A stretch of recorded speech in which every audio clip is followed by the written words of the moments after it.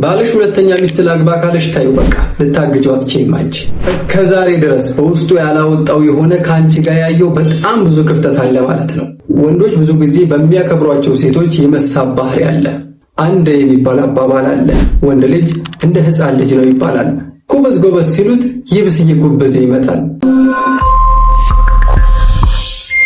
የዛሬው ፕሮግራም እኛ በጣም አቅልለን የምናየው የሆነ ነገር ግን ብዙ ሰዎች ቤት ውስጥ ያለ የሆነ ትልቅ ችግር በህይወታችን ላይ ትልቅ ኢፌክት ያለው የሆነ የባልና የሚስት አለመጣጣም፣ ስለሱ እንመለከታለን። በዚህ ጉዳይ ላይ 4 ወሳኝ የሆኑ ነጥቦችን እናነሳለን።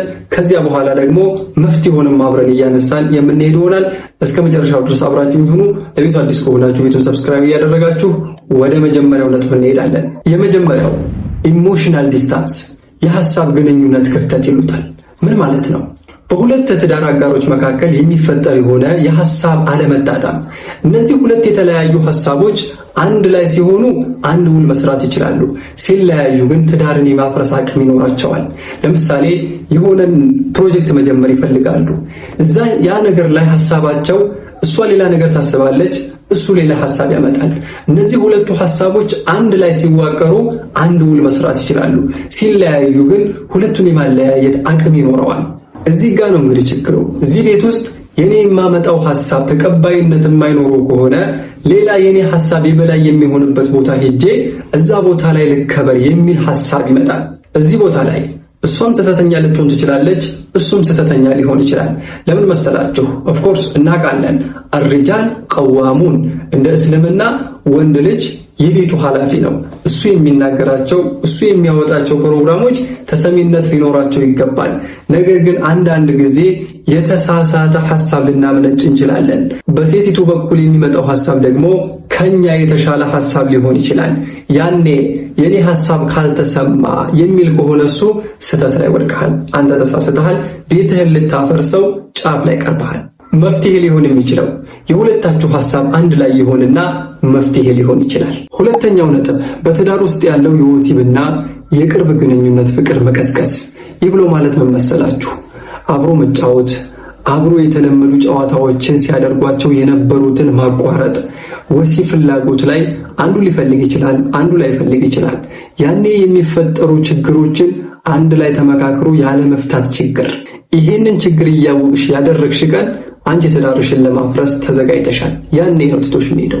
ሶስተኛውና ዋነኛው ነጥብ ዝርክርክ መሆን፣ በሴቶች በኩል የሚከሰት በጣም ከመጠን የባሰ መዝረክረክ። ይህ ብሎ ማለት እንዴት መስላችሁ? ጠዋት እንግዲህ ለስራ ከቤት ይወጣል ባል።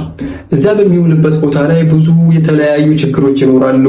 የሥራ አለመግባባት፣ የተለያዩ ችግሮች ብቻ ውጭ ዱንያዊ ጉዳዮች ላይ ይኖራሉ። እዛ ቦታ ላይ የሚያያቸው ወስዋስ የሆኑ ሴቶች ይኖራሉ። ብቻ ወንድ እንደመሆኑ ወይንም ሰው እንደመሆኑ ፍላጎት ይኖራል ሌላ ቦታ። ቤት ሲገባ ግን እዛ ውጭ ላይ ያየውን ነገር የሚክስለት ቤት ውስጥ አሁንም ካላየ አንቺ ተዝረክርከሽ የምትጠብቂው ከሆነ ኪችን በቆየሽበት ልብስ አሁንም እሱን የምትቀበዩ ከሆነ ኦፍ ኮርስ ልጅ አሳዳጊ ልትሆን ትችላለሽ፣ ስራ ሊበዛብሽ ይችላል። ነገር ግን ይሄንን ማድረግ አይከብድሽም። ያኔ ቤት ውስጥ ሲሄድ እንደነበረ አሁንም ሲመለስ አጌቶሽ ከሆነ አሁንም ካንቺ የተሻለች ሴት ለመፈለግ ይሄዳል። መፍትሄው ታዲያ ምንድነው? ክሽን ቅሽር ብለሽ ልክ እንደ ጓደኞችሽ ተበጃጅተሽ መጠበቅ ብቻ ነው። ምክንያቱም እናንተ ቁረቱ አዕዩን ብሏችኋል አላህ። ለአይን ማረፊያ የአይን መረጋጊያ ናችሁ። ለዚህ ሲባል እሱ ከውጭ ከብዙ ሰው ጋር ተጣልቶ ተጨቃጭቆ ሲመጣ ቤቱ ሲገባ ባይኑ የሚያስደስተውን ነገር አንቺ ላይ ሊያይ ይገባል። አይኑ ማረፍ አለበት፣ አይኑ መረጋጋት አለበት። ስለዚህ ነቃ በይ። አራተኛውና የመጨረሻው ነጥብ ብዙ ጊዜ እናንተ ልታስቡት የማትችሉ ነገር ግን ትልቅ ችግር የሆነ የሙያ ችግር። ኪችን ላይ ሙያ ከሌላችሁ፣ የምግብ አሰራርና ምግብ አበሳሰል ላይ ምንም አይነት ዕውቀት ከሌላችሁ፣ ወይንም የምትሰሩት ስራ የምትሰሩት ምግብ ከሌሎች ሴቶች ጋር የማይመጣጠን ከሆነ አሁንም ችግር ይፈጠራል። ይሄንን መስራት አንቺ ማትችይ ከሆነ የሆነ ሰራተኛ አምጥተሽ የምታሰሪ ከሆነ ወይንም ደግሞ አንቺ መስራት የማትችይ ከሆነ ያኔ ቆንጆ ነገር ወደምትሰራ ሴት የመሄድ ነገር ይኖራል። እነዚህ እስካሁን ያነሳናቸው ዋና ዋና የሆኑ 4 ነጥቦች እኛ የግል ህይወታችን ላይ ችላ የምንላቸው ብዙዎቻችን ቦታ የማንሰጣቸው ነገር ግን የአንድን ሰው ህይወት ግን ሊያበላሹ የሚችሉ ብዙ ክፍተቶችን ሊፈጥሩ የሚችሉ የሆኑ ወላሂ ወሳኝ የሆኑ ችግሮች ናቸው። የዚህ አይነት ፕሮግራሞችን ደግሞ እኛ ጋር እንደተለምዶ ሆኖ ማቅረብ ወይንም ደግሞ ማስተማር አልተለመደም። ኢንሻአላሁ ተዓላ ከዚህ በኋላ ባሉት ፕሮግራሞቻችን ግን አልፎ ቢሆንም እያነሳንና እየጠቀስን እንሄዳለን። ለቤቱ አዲስ ከሆናችሁ ደግሞ ሰብስክራይብ እያደረጋችሁ ጠብቁኝ። ስለ ሴቶች የምናወራው በጣም ብዙ የሆነ ጉዳይ አለ። ኢንሻአላሁ ተዓላ ሴቶች እየነቃበሉ። ወሰላሙ አለይኩም ወራህመቱላሂ ወበረካቱሁ።